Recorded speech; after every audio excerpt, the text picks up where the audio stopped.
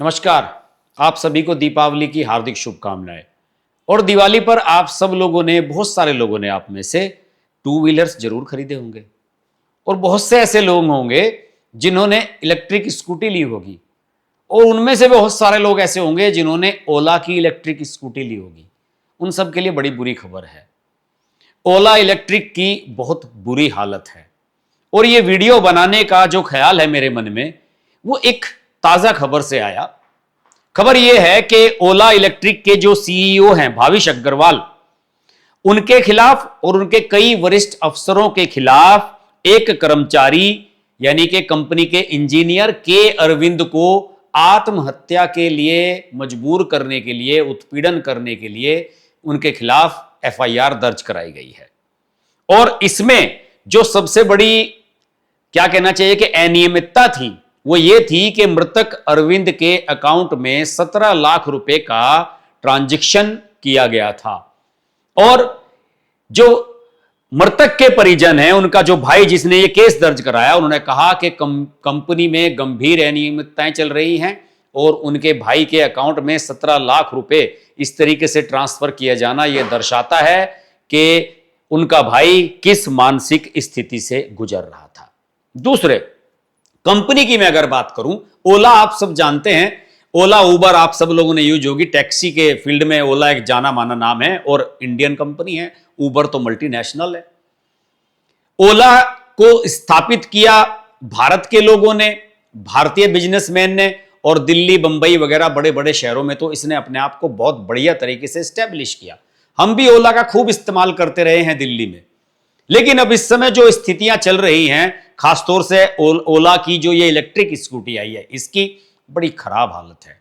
इस पूरे विश्लेषण को हम दोनों तरीके से जज करेंगे। एक तो ये घटना जिसमें भाविश अग्रवाल जो कंपनी के सीईओ हैं, उनके खिलाफ और उनके अफसरों के खिलाफ एफआईआर हुई, और दूसरे कंपनी की जो माली हालत है उसके बारे में भी चर्चा करेंगे। सबसे पहले सितंबर में 28 सितंबर को, इसी साल 28 सितंबर को ओला इलेक्ट्रिक के होमोलोकेशन इंजीनियर के अरविंद ने आत्महत्या कर ली। ये बेंगलुरु का मामला है और वह 2022 से कंपनी के साथ कार्यरत थे।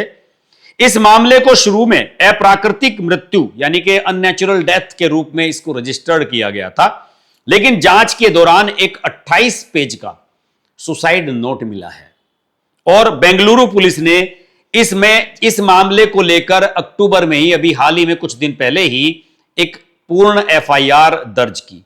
पुलिस ने सीईओ भाविश अग्रवाल, वाहन होमोलोकेशन और विनियमनों के प्रमुख सुब्रत कुमार डैश और कई अन्य लोगों के खिलाफ भारतीय न्याय संहिता बीएनएस की धारा 108 आत्महत्या के लिए उकसाना और 35 सामान्य इरादा के तहत मामला दर्ज किया गया है। मृत्यु नोट में अरविंद ने स्पष्ट रूप से शीर्ष प्रबंधन पर मानसिक उत्पीड़न, अत्यधिक कार्यभार देने, वेतन और भत्ते रोक देना, मतलब सैलरी भी रोक दी गई और उसके अलाउंसेस भी रोक दिए गए, तथा जानबूझकर उसकी प्रतिष्ठा को धूमिल करने का आरोप लगाया है।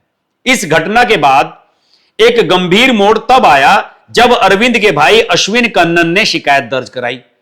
उन्होंने बताया कि अरविंद की मृत्यु के 2 दिन बाद 17.46 यानी कि 17,46,000 रुपए का एक एनईएफटी ट्रांजैक्शन उसके खाते में किया गया। परिवार ने आरोप लगाया कि कंपनी ने यह राशि वित्तीय अनियमितताएं को कवर करने और संभवतः अरविंद को फंसाने के इरादे से स्थानांतरित की थी ताकि वो अपनी गलतियों को छिपा सके। और परिवार ने स्पष्टीकरण के लिए संपर्क करने पर यह कहा कि तो कंपनी अधिकारियों, सभी लोगों का क्लियर सा जवाब नहीं है। मीडिया वालों ने परिवार वालों से संपर्क किया, फिर उसके बाद कंपनी वालों से संपर्क किया, तो कंपनी वालों ने कहा कि ये सब बातें बेकार हैं, फालतू की बात है, ये है, फलाना ढिमकाना है। तो ये तो ही एक बात। दूसरे, कंपनी की जो हालत है वो बड़ी खराब है। इसके बारे में अक्सर ये कहा जाता था कि ओला की सर्विस बहुत अच्छी है, कि ओला आपके घर पर डायरेक्ट टू कंज्यूमर, यानी कि आप फोन कीजिए, आपके घर पर इंजीनियर पहुंचेंगे और खुद लेकर के आएंगे स्कूटी को शोरूम पर, वहां पर ठीक करके आपको दे देंगे। लेकिन इसमें कंपनी बुरी तरह से फेल रही है। कंज्यूमर सर्विस बहुत ही घटिया और थर्ड क्लास है। सोशल मीडिया पर आप सर्च कीजिए, आपको तमाम इस प्रकार के वीडियो और पोस्ट मिल जाएंगी जहां लोगों ने यह कहा है कि 2-2 महीने हो गए हैं, हमारी स्कूटी ठीक होने के लिए गई थी और शोरूम पर ही खड़ी हुई है। सैकड़ों की संख्या में शोरूम पर खराब स्कूटर खड़े हुए हैं जिनको कंपनी रिपेयर नहीं कर पा रही है। छोटे छोटे पार्ट्स भी कंपनी डिलीवर नहीं कर पा रही है और इसका कंपनी को भारी नुकसान झेलना पड़ रहा है। जैसे कि मैंने आपको बताया कि ओला इलेक्ट्रिक का डायरेक्ट टू कंज्यूमर मॉडल इसे इसलिए डिजाइन किया गया था कि जिससे मार्केट में पकड़ बनाई जा सके। और कंपनियों के मुकाबले वैसे तो स्कूटी बनाने वाली बहुत सारी बड़ी बड़ी कंपनियां टीवीएस, हीरो और भी मार्केट में आ गई हैं, लेकिन ओला ने उन सब पर बढ़त बनाने के लिए सर्विस सेक्टर को अपने मजबूत करने की बात कही थी, लेकिन यह सबसे ज्यादा फेल रही है। एक ग्राहक की तो शिकायत यह है कि 7 महीने तक उसने इंतजार किया कि ओला वाले ठीक करके देंगे। जब ठीक करके नहीं दी तो अपनी स्कूटी को उसने आग लगा दी। सोशल मीडिया पर इसके वीडियो भी चले। सर्विस सेंटरों पर जो सामान्य से स्पेयर पार्ट्स हैं वो भी कंपनी उपलब्ध नहीं करवा पा रही है। और मैंने आपको बताया कि कुछ ग्राहकों की शिकायत तो यह है कि सैकड़ों की संख्या में रिपेयरिंग के लिए स्कूटर खड़े हुए हैं, स्कूटर की रिपेयरिंग नहीं हो रही है। जो फ्रंट का सस्पेंशन है इसका, उसमें बड़ी प्रॉब्लम्स हैं। किसी की स्कूटी बीच में से टूट गई, किसी की स्कूटी में आग लग गई। ये खबरें शुरू से ही चल रही हैं। और देखिए, जब कंपनी की ऐसी रेपुटेशन हो जाती है तो प्रोडक्ट बिकता नहीं है। आप याद कीजिए किस्सा 2009 और 10 का, जब टाटा की नैनो की डिलीवरी शुरू हुई थी, हमने अखबार में खूब खबरें छापी थी, उस गांव में नैनो आई, उस गांव में नैनो आई, लेकिन 1-2 नैनो में आग लग गई थी। सोशल मीडिया पर उसकी खबरें आई, वीडियो वायरल होने लगे। उसके बाद नैनो बिकी नहीं, टाटा को इसका प्रोडक्शन बंद ही करना पड़ा। जबकि एक बहुत महत्वाकांक्षी प्रोजेक्ट था ये कि 1 लाख रुपए में आपको 4 व्हीलर मिल रहा है। टाटा ने पूरा जोर लगाया था। रतन टाटा का तो सपना था कि हम देश के लोगों को 1.5-2 लाख रुपए में सस्ती सी कार देंगे, लेकिन उसके बावजूद भी ये प्रोजेक्ट सफल नहीं हो पाया और अंत में बंद हुआ। क्यों? इसकी सबसे बड़ी वजह यह थी कि सरकार के सामने आपने दावे तो बड़े बड़े कर दिए, लेकिन जब कस्टमर को सर्विस देने की बात आई, कस्टमर को अच्छा प्रोडक्ट देने की बात आई, तो आप प्रोडक्ट नहीं दे पाए। अब मैं आपको बताता हूं ओला के बारे में।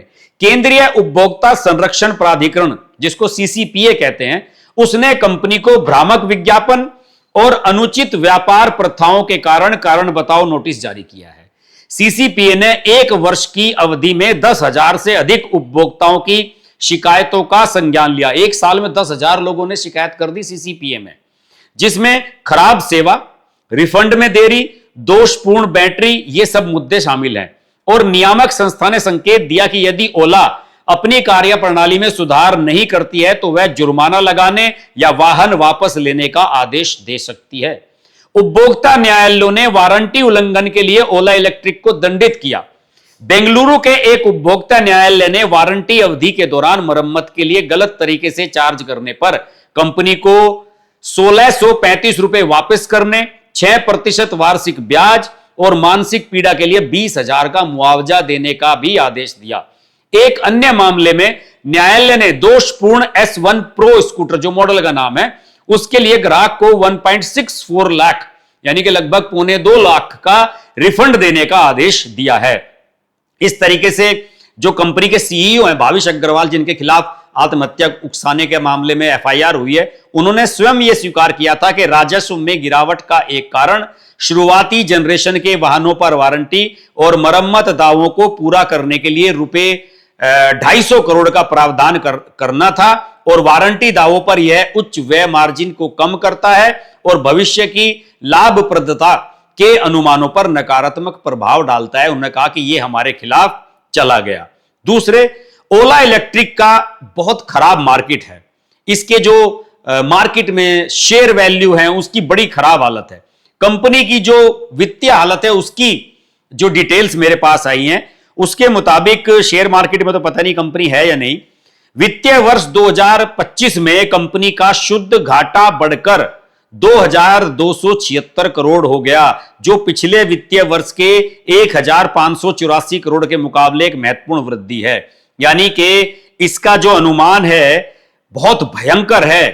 कंपनी के स्टॉक मूल्य में लगभग 75% की भारी गिरावट आई है।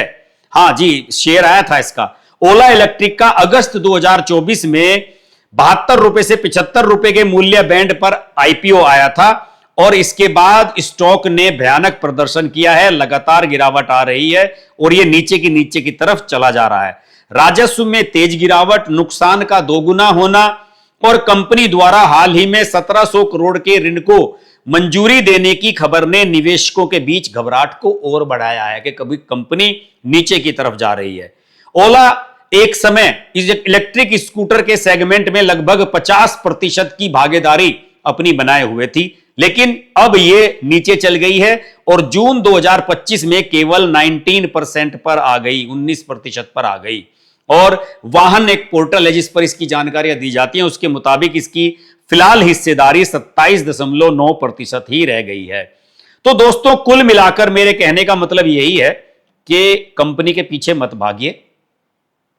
निश्चित रूप से ओला के प्रोडक्ट जितना का पैसा चार्ज कर रहे हैं 1.5-2 लाख रुपया, उसके लायक बिल्कुल नहीं है। इससे बढ़िया 35 हजार रुपए की लोकल कंपनियों की बनी हुई जो स्कूटीज हैं, जो इंडियन मैन्युफैक्चरर्स हैं, उनकी आप स्कूटी ले लीजिए, वो ज्यादा बेहतर है। हमने खुद 3 स्कूटी इस तरह की ली। हमारे स्टाफ के पास भी एक इलेक्ट्रिक स्कूटी है। वो सभी की स्कूटी 35-40 हजार की रेंज की है और बढ़िया चल रही है, फर्स्ट क्लास चल रही है, कस्टमर सर्विस बढ़िया मिल रही है। कहीं भी जाइए, बड़े ब्रांड के पीछे मत भागिए।